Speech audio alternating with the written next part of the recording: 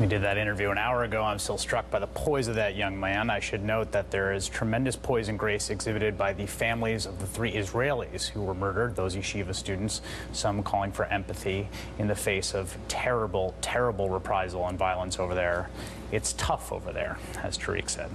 That is all in for this evening. The Rachel Maddow Show starts right now. Good evening, Rachel. Good evening, Chris. Remarkable interview. Thanks. That was amazing. Thank you. And thanks to you at home for joining us this hour. In October of 1995, the president of Russia, the first president of Russia following the dissolving of the Soviet Union, was, of course, Boris Yeltsin. The Soviet Union fell apart at the tail end of 1991. Russia became its own independent country, and Boris Yeltsin became the first president of post-Soviet Russia. A few years into that presidency, President Yeltsin paid a landmark historic visit to the United States to meet with then U.S. President Bill Clinton. And this is how that went. Она провалится. And this is all due to you, because coming from my statement yesterday in the United Nations, and if you looked at the press reports, one could see that what you were writing was that today's meeting with President Bill Clinton was going to be a disaster.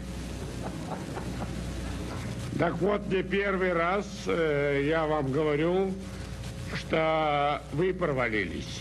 Well, now for the first time I can tell you that you're a disaster.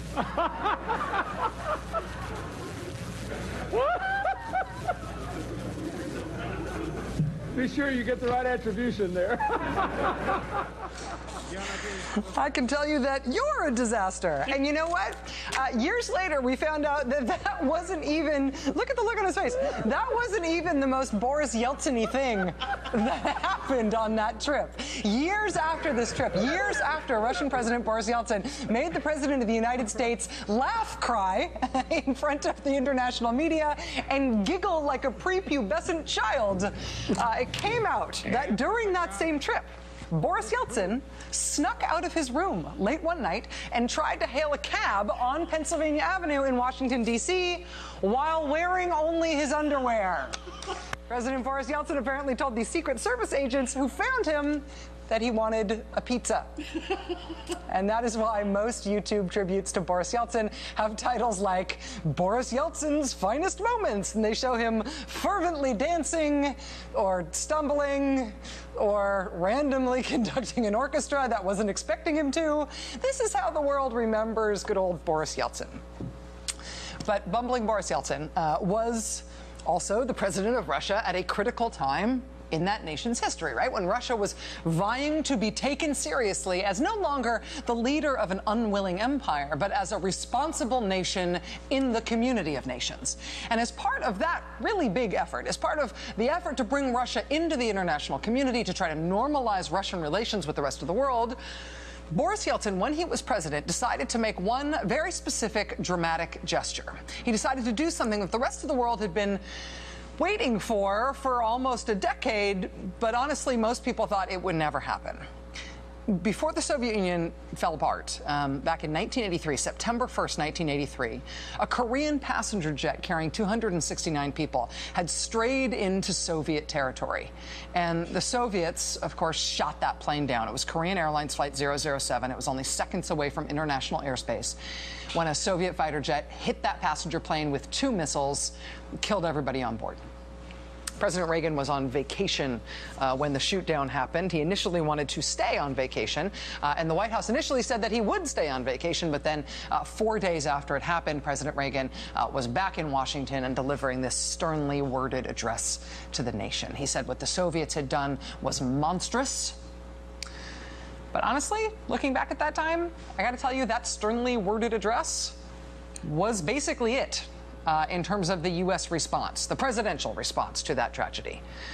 Korean Airlines Flight 007 had departed from the United States. It had departed from New York City. It had stopped to refuel in Anchorage. It was carrying dozens of Americans, including a serving U.S. congressman named Larry McDonald. President Reagan addressed the nation after that flight crashed, and he did use very strong language, but Then he warned his advisors against any overreaction to what happened. He told a national security meeting, "We've got to protect against overreaction. Vengeance is not the name of the game." So it was a speech, but that was sort of it. This was the middle of the Cold War, and in truth, there was not much President Reagan or anybody else could do to make the Soviets take responsibility for what they had done. To the point where, nearly a decade after the shootdown, when Boris Yeltsin was the first post-Soviet president of Russia, the reaction to that shootdown of that Korean airliner was such that nearly a decade after it happened, the Russians still had custody of the black boxes from that crash. They had never given in to international pressure, to President Reagan's pressure or anybody else's pressure to turn the black boxes over so that they could be part of an investigation into what happened. The Russians kept those voice recorders and those data recorders from Korean Airlines Flight 007. They kept them away from the world for 9 years. Until Boris Yeltsin decided in 1992 that one of the first things he was going to do as president of the new Russia would be to try to right that wrong, to return those black boxes. And so in November 1992, Russian President Boris Yeltsin traveled to Seoul, South Korea, in what he called a show of friendship and apology, and he held a big ceremony to return those black boxes to the South Koreans. And by the way, that was totally news to the South Koreans when he did it. They knew that Boris Yeltsin was coming to visit, but they had no idea that when he was there, he was going to do this whole thing with the big show about returning those black boxes. The president of South Korea at the time said that this incredible surprise gesture showed that sincerity was building up between their two countries. Sincerity, basically saying, you know, listen, he surprised us with this incredibly sincere gesture. This is a very meaningful thing to us as a nation, something we thought would never happen. We are building trust and sincere regard between our two nations. Or maybe not. It quickly emerged that Boris Yeltsin's big show in South Korea about handing over the black boxes really was kind of just a show. He did hand over the containers, the black boxes. He turned them over at that big spectacular press event, but they were empty. There was nothing on those recorders. Handed over the recorders, but not the tapes, not the actual data. Oops. It was very embarrassing for everybody involved. Not the least of which was Boris Yeltsin. I mean, Russia ultimately had to admit that they knew that the tapes had been removed from those black boxes when Boris Yeltsin held that big ceremony pretending to return them. It's always been unclear as to whether or not President Yeltsin himself knew that he was returning prop flight recorders back to the South Koreans without the data. At least some Russian officials, though, did know, and they admitted it. And of course, it was hugely embarrassing. It opened up all these old wounds right when Boris Yeltsin was trying to change the way Russia looked to the world. And the fact that it looked like they were trying to convince people they were different, but it was all fake. It's exactly what you don't want to happen, right? It was exactly the opposite of what Yeltsin was trying to accomplish. Well, shortly after that whole botched incident, the Russians actually did turn over the data. They turned over the tapes. And they didn't turn, interestingly, they didn't turn them over to the South Koreans. They instead turned over the real data, the real tapes, to the International Civil Aviation Organization. That's the UN's investigative group and best practices group for civil aviation.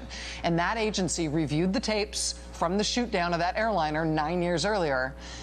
And then what they ended up doing was publishing the harrowing transcript of what happened inside the plane as it was rapidly descending after it had been shot by a Soviet fighter jet-fired missile.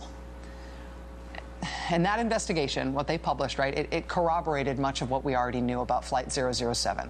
The plane's autopilot had failed. As a result of that autopilot failure, that's why the plane drifted into Soviet territory. It also corroborated, of course, that Russian missiles had brought that passenger plane down. As a result of the cockpit recorders being handed over to that international body, the world also learned that Soviet fighter pilots had made no attempt to contact the airliner over the radio before they shot it down. And this is the detail that feels like a punch in the gut even all these years later.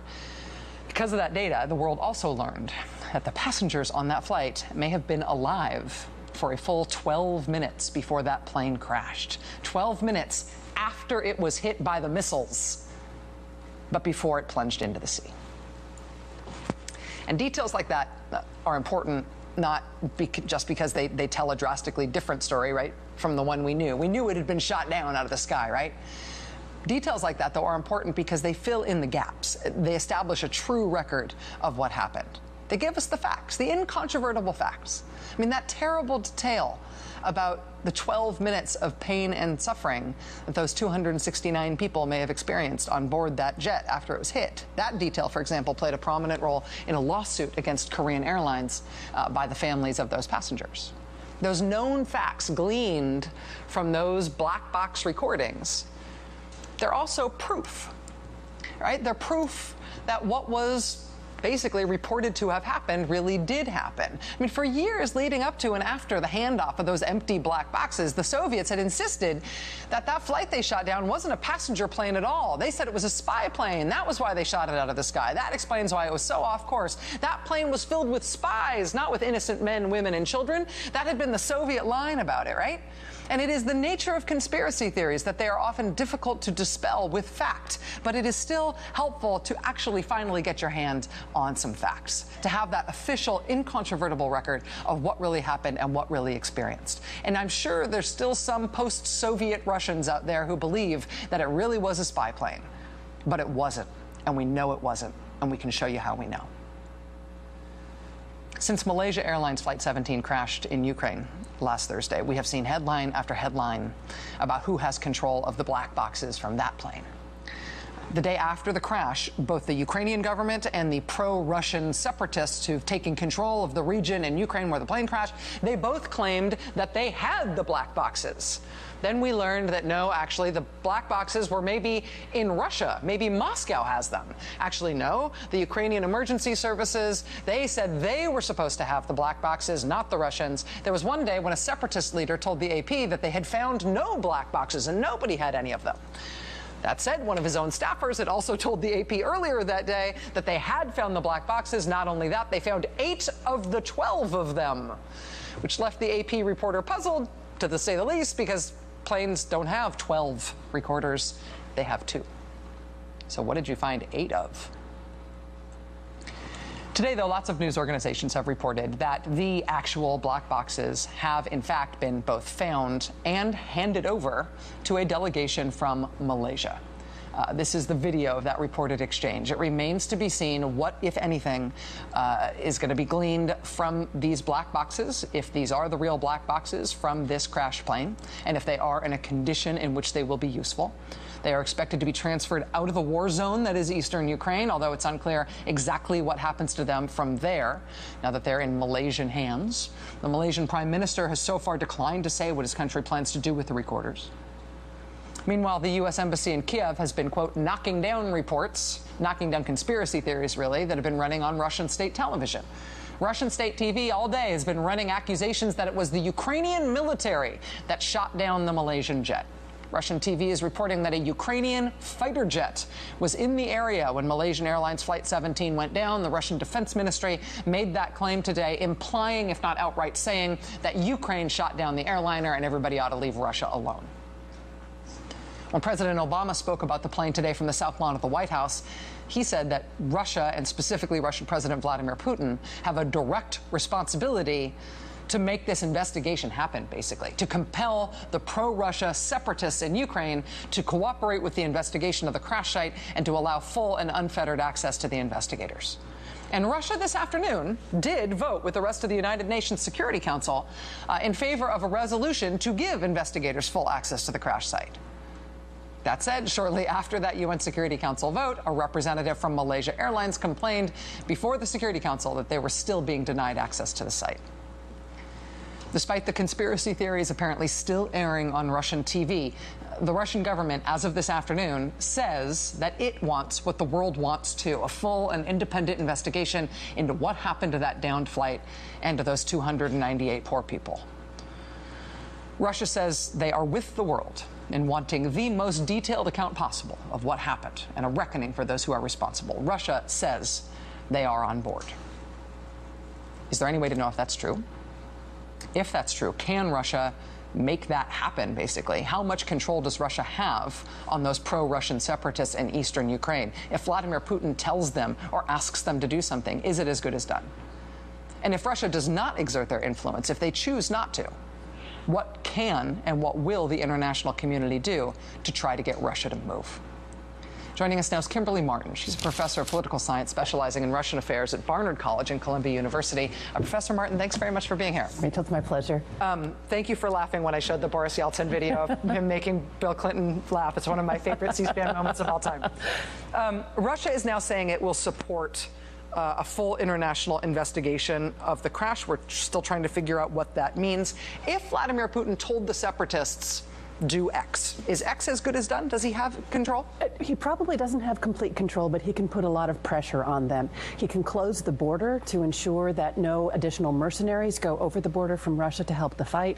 He can ensure that no additional weapons get to them. He can cut off their financing. He can change his rhetoric to indicate that he is not in favor of what it is that they're doing. So those things wouldn't cause a jump to happen right away if they didn't want to jump, but it would be a significant amount of pressure that he could exert on them.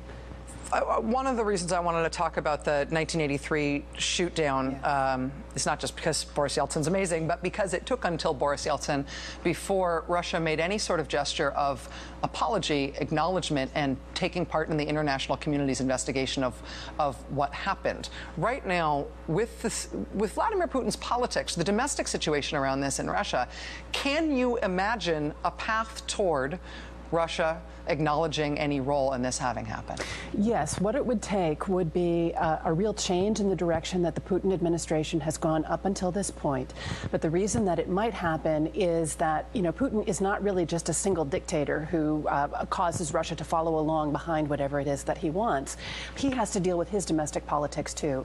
And the sanctions that have been put on, especially the ones starting last week, look like they're really having an effect on economic interests in Russia.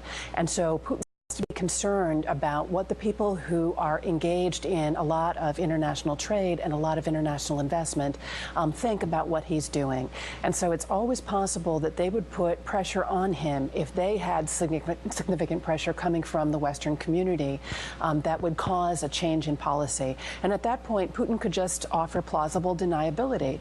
He could say, oh, well, you know, we didn't really want the rebels to do that. We were not in control of what they were doing. They did this without seeking our permission. They were not under our control, and now they have to face the consequences of what they've done. But it was a terrible accident, and it was a Russian-made weapon. Exactly. And the biggest difference between now and 1983 is that in 1983, of course, it did go up a chain of hierarchical command inside the Soviet military. And this was not the Russian military as a hierarchical organization. The Russians who have been involved on the ground, but we think that they're probably people who are maybe recently retired from the Russian military who are going over as contractors, probably paid by Russia, but not going over as a hierarchical representative of the Russian military. Well, to have then the defense ministry today in Russia saying, oh, it was a Ukrainian fighter jet. Yes, that's been the message all along. That, I mean, does that imply, though, that even if President Putin does want to make that kind of a shift, that domestically he's going to be constrained by a Russian military that is never going to admit this? He's going to be constrained by all kinds of factors, including a very strong sense of Russian nationalism. And, you know, the clip of Boris Yeltsin made it just clear what Putin is offering to Russia. He's offering them a leader who is respected because he's strong. He is somebody who has control over himself. He's not a drunken fool. And so in that sense, he has to maintain that image of being the one who's in control. If he looks like he's slipping, if he looks like he cannot keep control of the situation, there are so many people who are eager to be the ones who would be the new Boris, the new Putin, the person who would take over from him, that he has to be very concerned about his legacy and about what happens next. And so he's really got a very complicated situation at home. Kimberly Martin, professor of political science, specializing in Russian studies at Barnard. Thank you very much for being here. It's very, very helpful. I really appreciate it. Thank you, Rachel. My pleasure. And to that point about how important sanctions have been here and how important they might be in terms of predicting what happens next, tomorrow in Brussels, there's a major meeting of European foreign ministers to talk about whether there's going to be a big new round of European sanctions against Russia. The UK is really leading a hard line for those negotiations. And if they take a big new round of sanctions against Russia tomorrow, I think you may see the politics here change very quickly. Worth watching. We'll be right back.